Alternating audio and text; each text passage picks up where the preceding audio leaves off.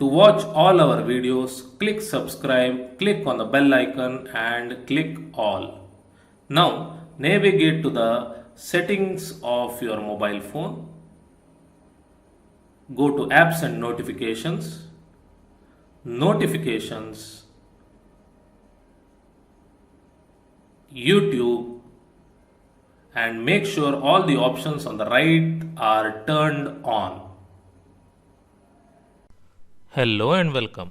In this lesson, we will learn about usage of was and were with past participle. Was and were with past participle is given by pronoun plus nu or pronoun plus ge and verb with lagitu. Okay, lagitu. You were told to come today. You were told to come today. ನಿಮ್ಮನ್ನು ಇವತ್ತು ಬರಲು ಹೇಳಲಾಗಿತ್ತು. ನಿಮ್ಮನ್ನು ಇವತ್ತು ಬರಲು ಹೇಳಲಾಗಿತ್ತು.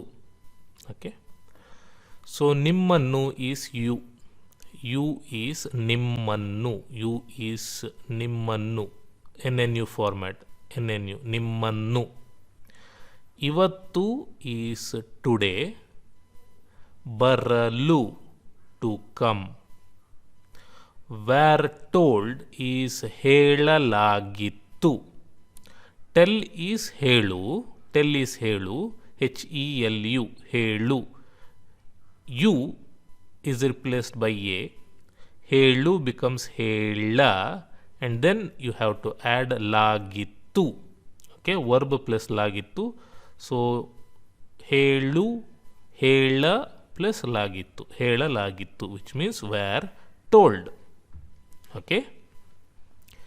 He was admitted to school. He was admitted to school. ಅವನನ್ನು ಶಾಲೆಗೆ ಸೇರಿಸಲಾಗಿತ್ತು.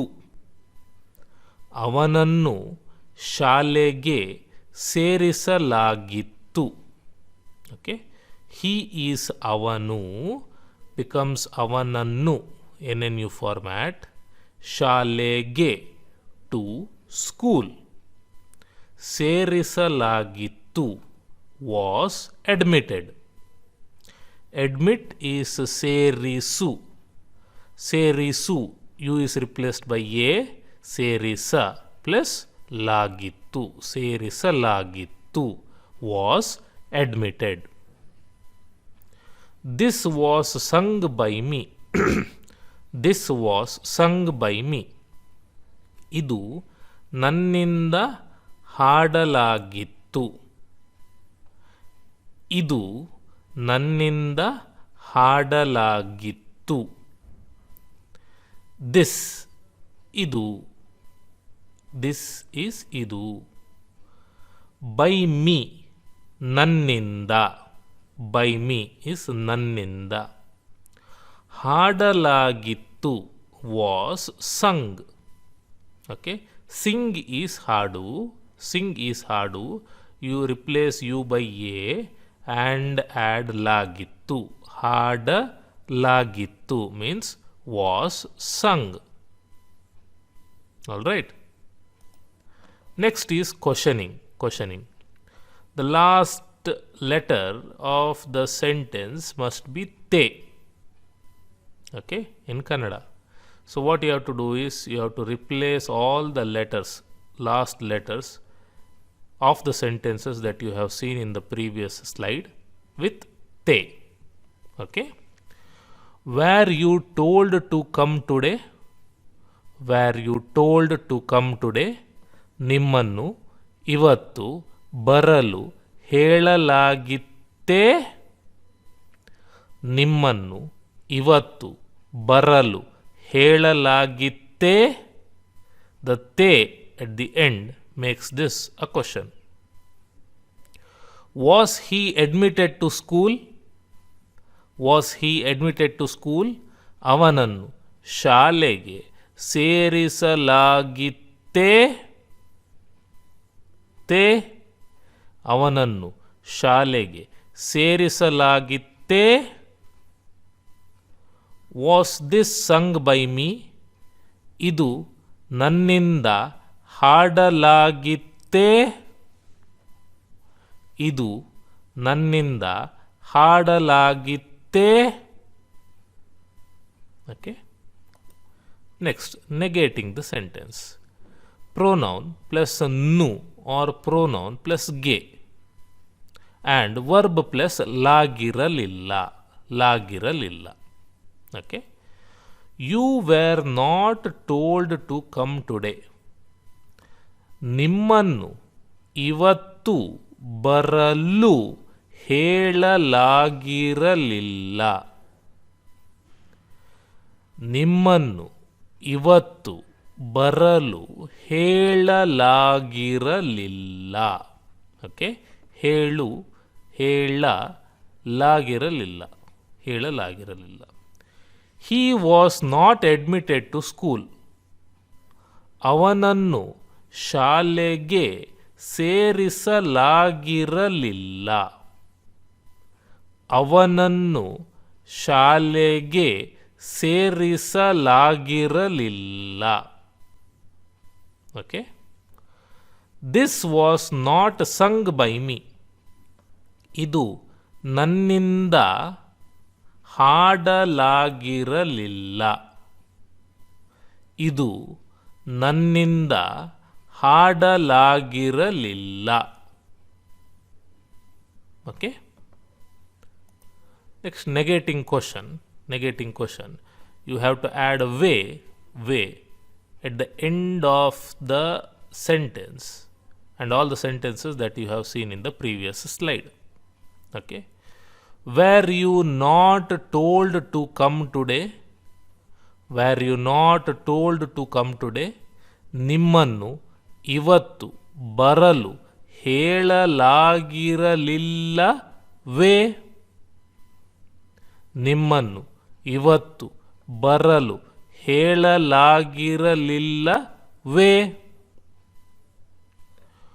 Was he not admitted to school ಅವನನ್ನು ಶಾಲೆಗೆ ಸೇರಿಸಲಾಗಿರಲಿಲ್ಲವೇ ಅವನನ್ನು ಶಾಲೆಗೆ ಸೇರಿಸಲಾಗಿರಲಿಲ್ಲವೇ okay was this not sung by me ಇದು ನನ್ನಿಂದ ಹಾಡಲಾಗಿರಲಿಲ್ಲವೇ ಇದು ನನ್ನಿಂದ ಹಾಡಲಾಗಿರಲಿಲ್ಲವೇ okay so adding way at the end makes this a negating question. Now we will see what words to use when we have this in English sentence. When you have I am, you have to use nanage. We are nammannu. You are ninnannu. They are avarannu. He is avanannu. She is avalannu. It is adannu. Okay. Example, dash admitted to school. Dash ಶಾಲೆಗೆ ಸೇರಿಸಲಾಗಿತ್ತು. Okay. If you have I am admitted to school. Kannada ನನಗೆ ಶಾಲೆಗೆ ಸೇರಿಸಲಾಗಿತ್ತು. Okay. If you have he is admitted to school. Then in Kannada ಅವನನ್ನು ಶಾಲೆಗೆ ಸೇರಿಸಲಾಗಿತ್ತು and so on. Okay. If you have by me or by us, then you have to use this in Kannada. By me ನನ್ನಿಂದ, by you ನಿನ್ನಿಂದ, by her ಅವಳಿಂದ and so on. This was sung by us. Then in Kannada you have to use this. ಇದು ನಮ್ಮಿಂದ ಹಾಡಲಾಗಿತ್ತು. ನಮ್ಮಿಂದ by us. This was sung by her. So ಅವಳಿಂದ must be there in Kannada. ಇದು ಅವಳಿಂದ ಹಾಡಲಾಗಿತ್ತು.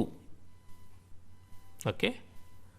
So as you use this, you must have this in Kannada. Alright?